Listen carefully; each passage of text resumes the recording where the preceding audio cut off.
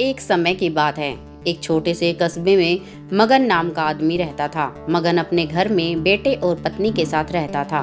मगन गरीब था, इसलिए वह दिन रात अपने परिवार की जरूरतें पूरी करने में लगा रहता था। वह हर हाल में बेटे और पत्नी की खुशी चाहता था।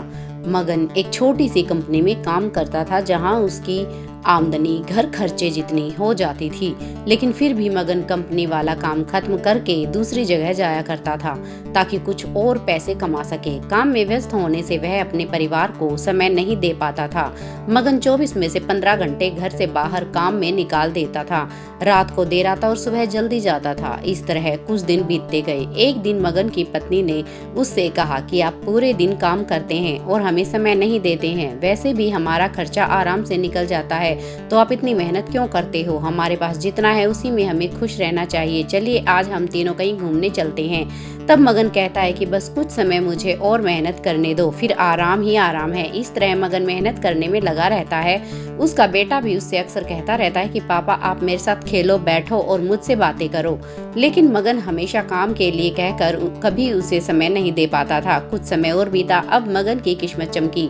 मगन की नौकरी जिस कंपनी में थी, अब उसका मालिक मगन को मैनेजर बना देता है, क्योंकि मगन काफी समय से वहां काम करता था और अब वह मालिक का विश्वास पात्र बन गया था। मैनेजर बनने के बाद मगन बहुत अमीर हो गया। उसकी आमदनी अच्छी खासी थी। अब वह कुछ भी खरीद सकता था। उसकी गिनती धनी लोगों में होने लगी।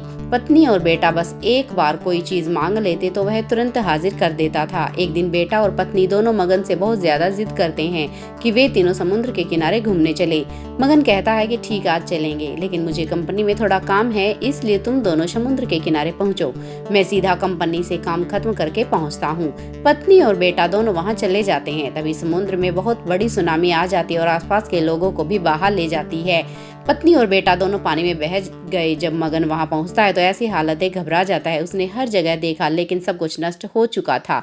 उसे यकीन हो गया कि उसकी पत्नी और बेटा भी बह गए।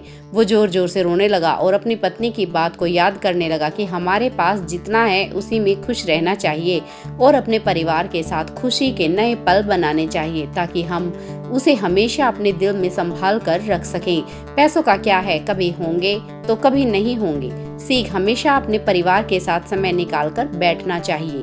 दोस्तों, आपका हमारे चैनल पर आने के लिए धन्यवाद। और अगर आप हमारे चैनल पर नए हैं तो हमारे चैनल को सब्सक्राइब जरूर कर लें, ताकि हमारी हर कहानी आप तक पहुंच सके।